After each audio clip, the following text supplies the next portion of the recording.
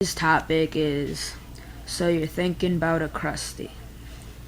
Well, I've only had my crestie gecko for about 2 weeks, so I know what it was like, and I still remember it perfectly about how I felt when I was still, like, before I got him. And pretty much it was just fear. I wanted him to have everything perfect. I wanted him to have the perfect cage, the perfect everything. And there's a couple of things I found and I regret I didn't do with this crestie. So I'm going to share those things with you just so that you know exactly what to do and you do it. So the first thing is caging. I did something really stupid and I honestly wish I didn't, but I bought a tropical rainforest kit from PetSmart. It came with the heat light, it came with the heat mat, it came with terrarium, like the turf, the reptile turf. It came with the lid, and it came with a 10-gallon aquarium.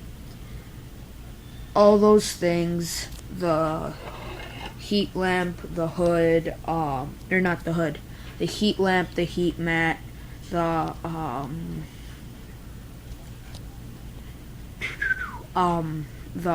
humidity and temperature gauge, all that stuff I didn't need. The humidity and temperature gauge ended up breaking. It didn't work. I didn't need the heat lamp because it's a crestie. Heat pad, same. So I found myself buying a lot of stuff that I didn't need. But the next thing, so my best tip for that is buy everything on your own. Buy your own 10-gallon aquarium. Buy your own hood or lid. Buy your own, substrate or whatever. Buy your own everything. I don't recommend the kits at all, and I wish I didn't do that. The next thing is study your breeder. Before you get a crested gecko, really think about what breeder, who you want to buy from. I bought Franek from a breeder that I did not research at all. I met at the Reptile Expo. I saw their name and everything on the Reptile website, but I didn't care to do any research on them. And when I came home with this gecko that I bought from them, which cost me $95, this gecko, I was told that, where are you going? I was told that they are really bad breeders.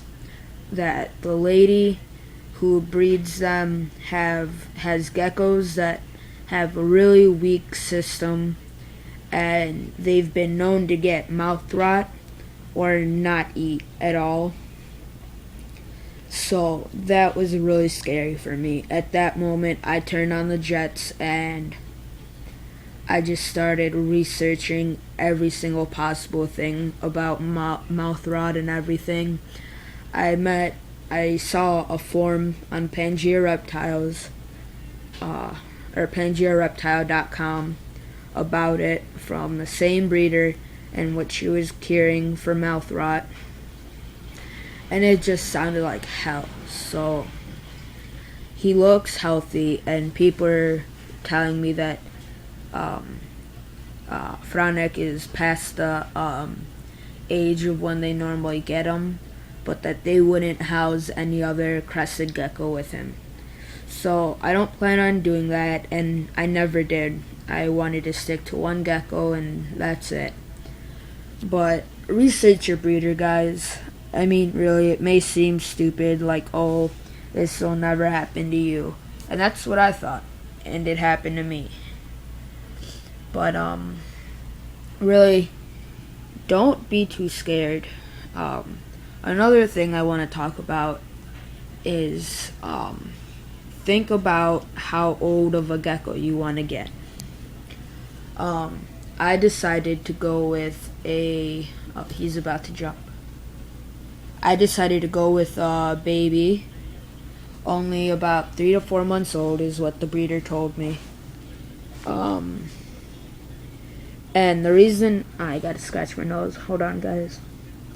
The reason I decided to go with the little baby is because basically I wanted to raise him up from a little baby and just grow him up. I'm sorry, excuse me. Also, it's because it was a reason for me to get a 10-gallon fish tank, and I've been wanting to make a fish tank a 10-gallon. So when he outgrows it, I'll be able to make that a fish tank. But that's not it. Also, with babies, you do have to rehouse them after about a year or so. When they get to adult age or length, they will need at least a 20-gallon. Oh my god. I'm sorry, I'm yawning. They will need at least a 20-gallon tall or an 18 by 18 Exoterra. So, remember that. They will have to have an upgrade. Also, remember that just because you get a beautiful looking crested gecko now doesn't mean you'll have a beautiful looking crested gecko in the future. Crested geckos do change. They do I'm sorry. They do lose color as they become adults. But they do get chunky and lumpy and a little chubby, and I love that. I think it's adorable. They can drop their tail, so you have to be super careful. Just really take the time to get to know the breeder. Research, but don't get too scared. They're not at all as hard as I thought they'd be to keep. They're really easy, I think. I'm yawning like crazy. I'm sorry, guys.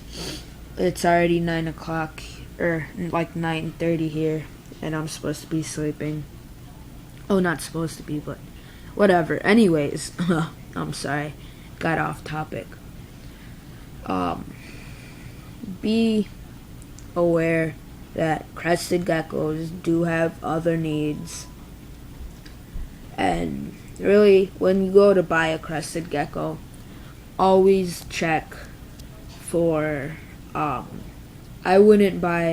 always check, if they have a lump right under their mouth. It can be anywhere by their mouth area. Mine doesn't have it, which is a sign of mouth rot. And also check to see if you can see their hips. If you can see their hips, or they have lumps under their mouth, oh, he jumped. Don't get the gecko. He's sick, or he's not eating very good, if not at all.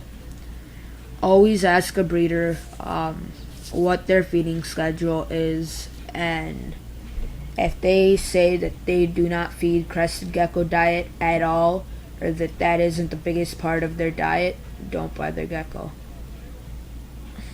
So yeah, just do your research.